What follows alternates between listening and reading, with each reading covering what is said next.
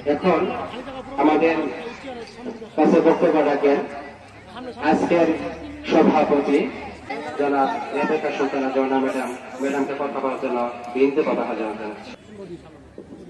বিসমিল্লাহির রহমানির রহিম। ধন্যবাদ।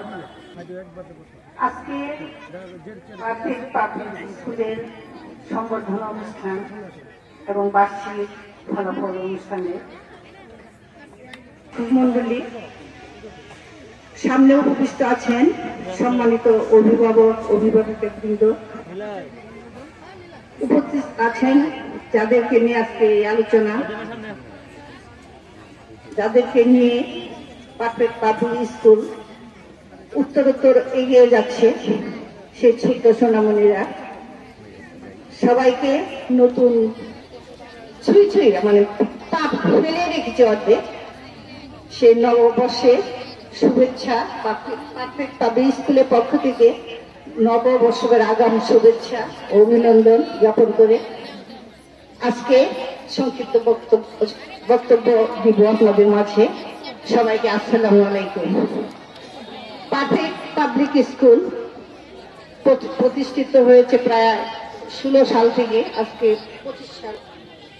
তো যারা পুরানো অভিভাবক আছেন তারা পারফেক্ট পাবলিক স্কুল সম্বন্ধে অবশ্যই ভালো ধারণা আছে, যেখানে সুদক্ষ একজন পরিচালক থাকে, উদ্যোক্তা থাকে, সেখানে সমস্ত পরিচালনা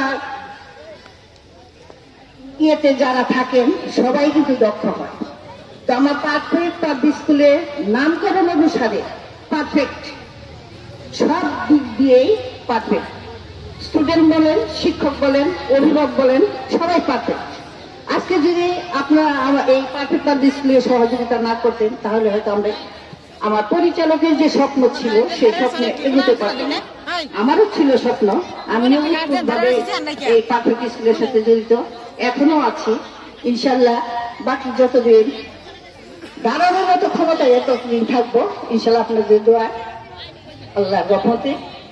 তো পারফেক্ট পাবলিক স্কুলকে যে স্বপ্ন পূরণ, সেই স্বপ্ন পূরণ দেখে যেতে পারতেছি, স্বপ্ন পূরণের প্রায় কাছাকাছি পৌঁছেই গেছি।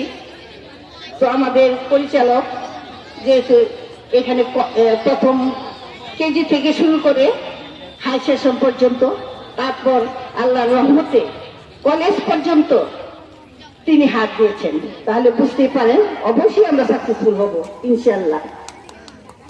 পারফেক্ট পাবলিক স্কুলকে আপনাদের সহযোগিতার দ্বারাই কিন্তু এতটুকু হয়েছে, আমরা আবার বলতেছি হয়েছে।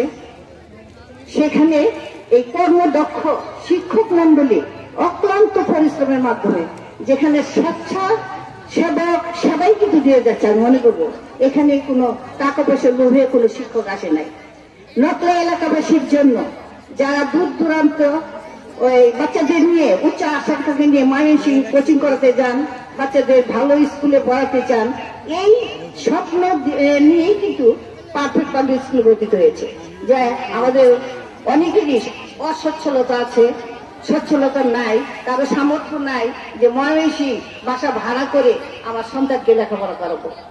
এই আশা নিয়ে, এই পরিকল্পনা নিয়ে আমাদের পরিচালক মহোদয় স্কুল খোলার একটা পরিকল্পনা আমাকে নিয়ে এবং স্যারকে নিয়ে করেছে। তো পরিচালক মহোদয়কে আমি অশেষ ধন্যবাদ দেবো। ওনারে আমি কি বিশেষিত করবো আমি ভাষা খুঁজে পাচ্ছি না।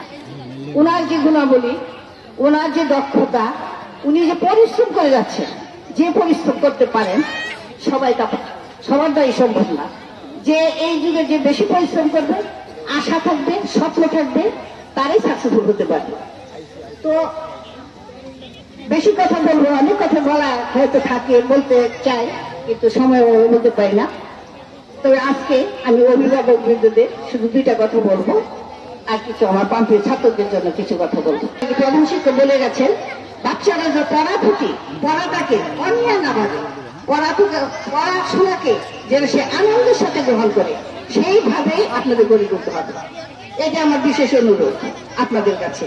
কারণ একজন অভিভাবক, শিক্ষক এবং স্টুডেন্ট এই 3 জন মিলে কিন্তু সন্তানকে মানুষ করতে হবে। আর একটা কথা সবসময় মনে রাখবেন যে শুধু পাস কিংবা ভালো রেজাল্টে মানুষ হয় না, ভালো মানুষ তৈরি করার পিছনে কিছু নৈতিকতা থাকতে হয়, যেটা প্রাথমিক পাবলিক স্কুলে সেই নৈতিকতাটা অর্জন করতেই হবে। তার কারণ পরিচালক মহোদয়, আমার শিক্ষক মন্ডলীরা তারা বিশেষ করে যার যার ধর্ম প্রতি শ্রদ্ধাশীল, সেখানে আমাদের প্রাথমিক স্কুলের নামাজ কোরআন তালাওয়াত থেকে আরম্ভ করে সবাইকে ধন্যবাদ জানিয়ে সবাই হৃদয় কামনা করে আমার সংক্ষিপ্ত বক্তব্য এখানে শেষ করছি। আসসালামু আলাইকুম ওয়া রাহমাতুল্লাহি ওয়া বারাকাতুহু।